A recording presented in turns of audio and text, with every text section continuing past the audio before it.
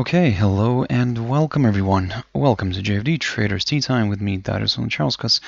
Today's the 2nd of January 2020.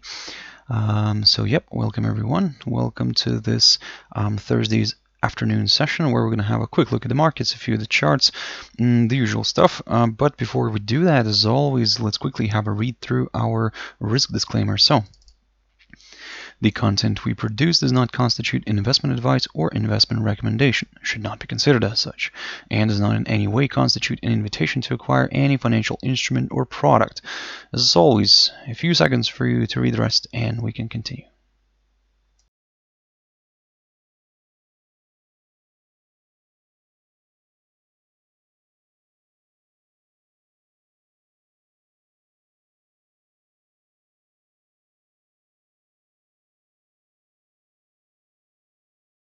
Okay, so now then, a quick mentioning of our JFD YouTube channel here, which you can always subscribe to in order not to miss any of our upcoming videos, and of course our JFD Bank website, and specifically our JFD research page, which we update on a daily basis, and I believe you can find a lot of useful stuff here for yourselves, guys. So feel free to visit us here on jfdbank.com and click on the research tab right there.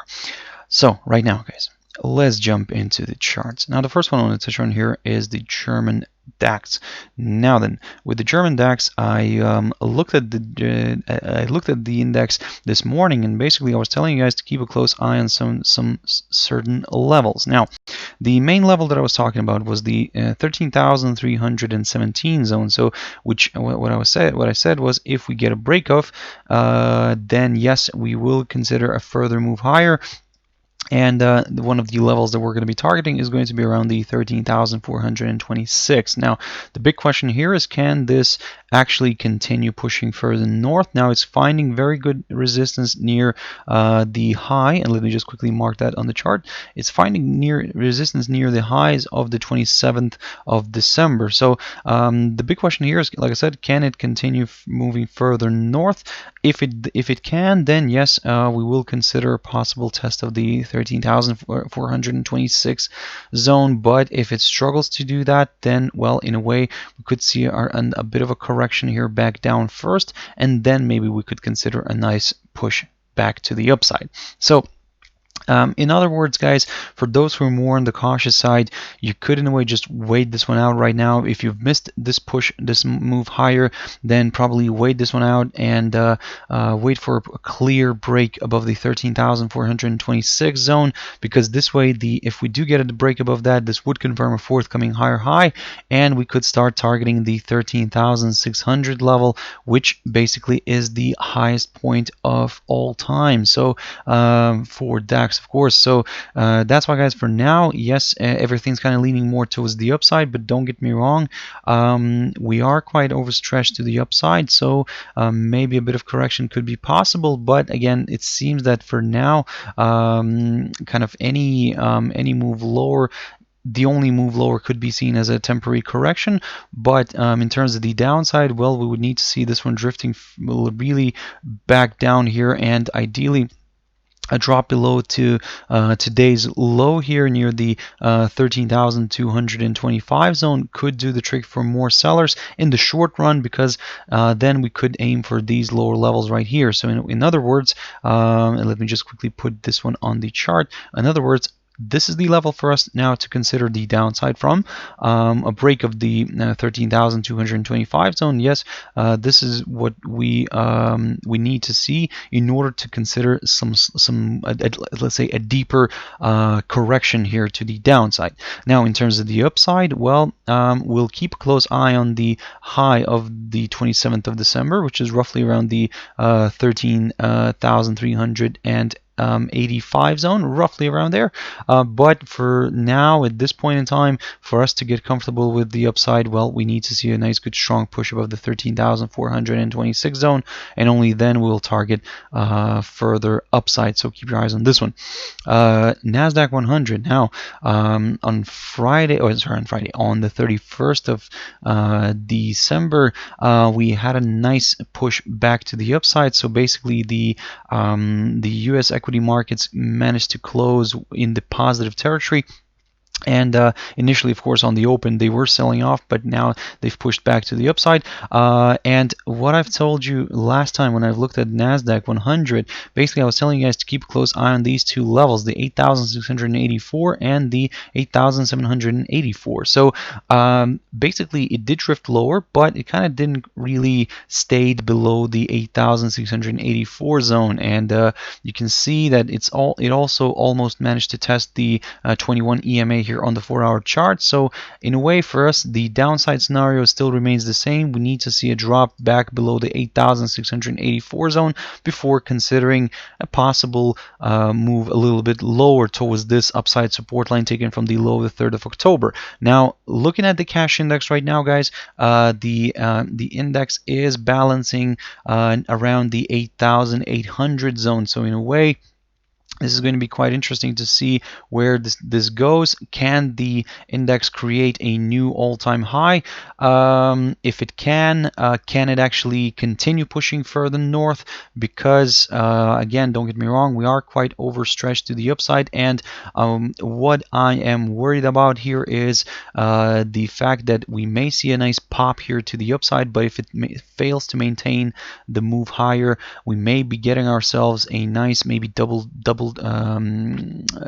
top formation here, especially on the 4-hour chart, clearly visible. So again, of course, let's not over speculate on this too much for now.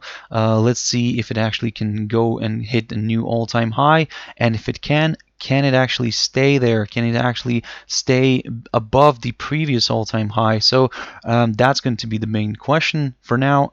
But again, it is trying to make its way higher. Probably we are going to take a bit of a neutral stand on this one, and we're going to continue observing the price action and see where this leads to. Of course, everybody's on everybody's mind is the question: can it actually reach the 9,000 mark? Well, I mean, we'll have to see that, but for now, it seems that it wants to travel further north, but can it actually overcome these strong barriers, or in other words, the all-time high? Can it overcome that, and can it stay above it? Gold. Gold is pushing nicely to the upside. So again, the equity markets are pushing higher, and yes, the commodity, the safe haven gold, is also making its way to the upside. So we did get our little correction here. We did test the 1518 zone, and even actually if it tested the 1516 area, so from which the commodity reversed and pushed to the upside, broke above the previous high here, the high of the 31st of December, which is around the 1525 zone. Now, can this continue pushing further north? Well, again, don't get me wrong, we are quite extended here, overstretched to the upside, but looking at this picture, there is still a possibility for this one to drift towards the 1535.70 zone, roughly around there. Basically, that's the highest point of the 24th of September. So basically, we'll keep an eye on that one. Again, we're not excluding a possibility maybe for a small correction, but for now, everything's kind of leaning more towards the upside. So let's see if this one can continue pushing further north. Now, if there will be a small correction, for now we will only target this little territory, the 15.25, which in a way could this time act as a nice area of support instead of a resistance. So, and if this scenario plays out nicely, we get a nice rejection here from the 1525, then yes, we will aim for the 1535 level, or maybe just fractionally above that, and then we'll take it from there, guys. But for now, everything's kind of leaning more towards the upside. In case this decides to drop lower and drops back below the 1516 area, now this is where it could become a little bit more interesting for the sellers, and we could aim for this upside support line taken from the low of the 12th of December. So keep your eyes on that one, guys. USDJPY, now jumping into a few pairs. So previously I've talked about this pair in one of my videos recently. So basically where I was talking about about this little range that the the pair was still trading in, and but then it managed to break the lower side of this little range here between the 109.17 and the 109.73. Then it tested the 200 EMA. What I was saying, that if it struggles to get back inside this little range, then we could see a nice sell-off here, which could lead towards this upside support line taken from the low of the 31st of October. We did get that, but we also managed to reach this other area of support near the 108.40 zone, from which you can see the rate rebounded and moved back to the upside a little bit. So now, what I've also mentioned previously, that now we'll keep an eye on this nice wide range here, roughly between the 108.40 and the 109.73. So in a way, we can get rid of this upside line. This is no longer valid, and the way we can play this game here is, in order to consider lower levels, well, ideally, of course, we would like to see a drop below the 108.40 before examining slightly lower areas. And one of the levels that we're going to be considering then, if we get a drop below the 108.40, is going to be the 107.87, marked by the low of the 31st of October. So let me just quickly put this arrow here on the chart. And in terms of the upside, now the upside, of course, that we will consider will be inside this range. And for us to start looking at higher levels, well, ideally we would like to see a push above today's high near the 108.87 zone. And but then, to be honest, ideally a push back above the 200 EMA here on the 4-hour chart. This is what we would be looking for. In addition, with the 109.17 level, a break of which we would need to see in order to consider a possible test of the upper side here, upper bound of the range here, this wide range that we've got ourselves into. So, long story short, basically, guys, yes, in terms of the upside, we will consider the higher levels if we get a push above the 108.87, but ideally a push above the 200 EMA, that's what we'd like to see in order to consider slightly higher levels. So for now, wait this one out and keep your eyes on some of these levels.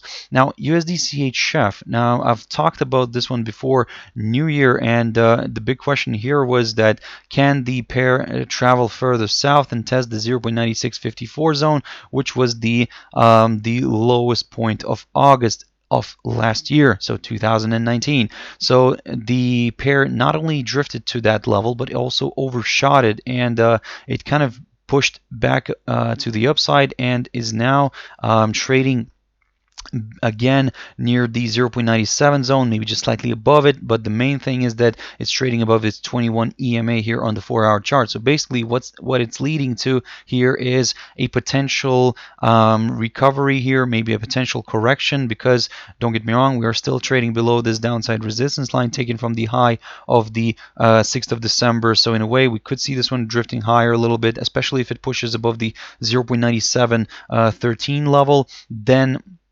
if it struggles to overcome the downside line, then we could see another round of selling, something like this, basically, where the pair could drop again and test some of these support levels. Now, for now, guys, basically keep your eyes on the 0.9713. A nice good push above it could open the path towards the a test of the 0.9764 or this downside resistance line taken from the high of the 6th of December.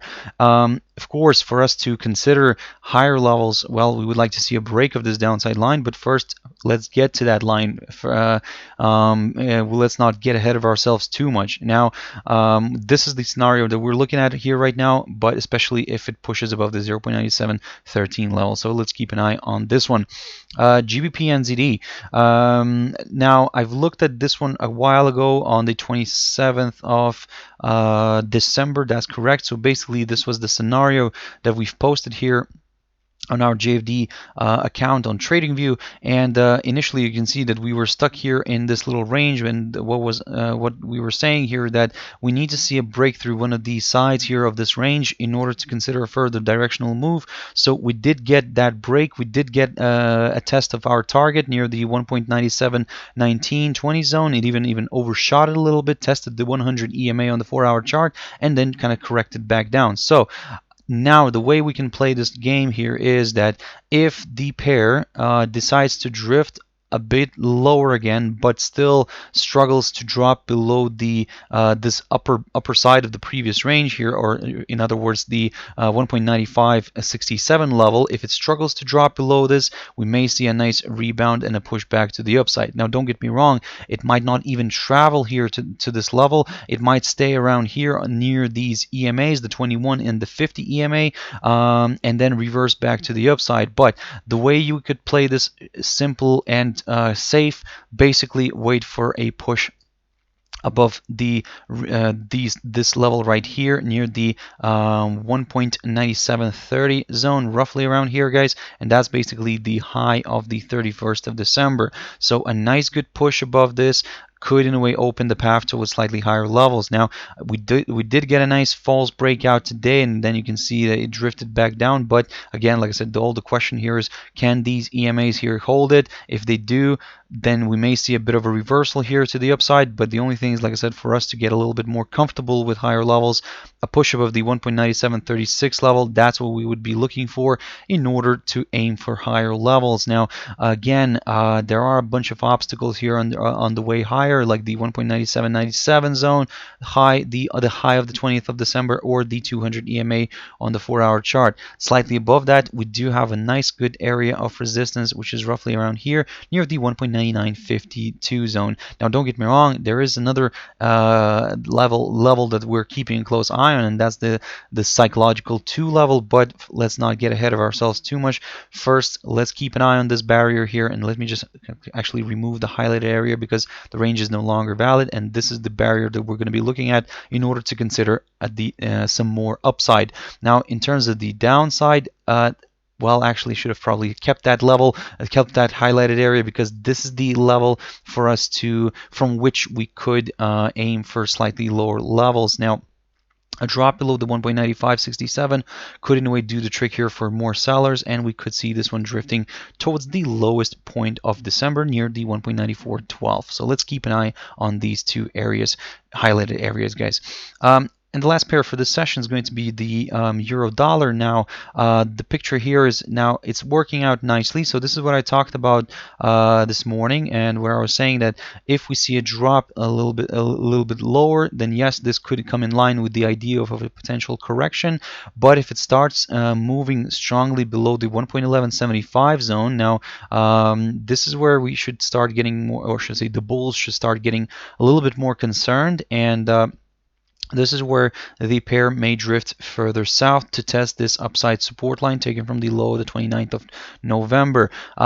We did get a test of that 1.1175, but as you can see, the bulls are really fighting it hard and to kind of keep it above this area. So let's see if they actually manage to do so. If they cannot do it, then yes, we will aim for this upside support line. If they can, then we may see something like this here, which I've initially drawn, where we could see a nice reversal back to the upside. But for now, everything seems to be leaning more towards the downside. So let's see how this is going to play out today.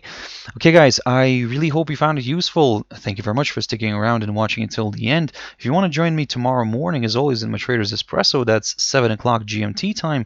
For now, I hope you have a beautiful evening, guys, and I'll see you tomorrow. Thank you very much, and bye-bye.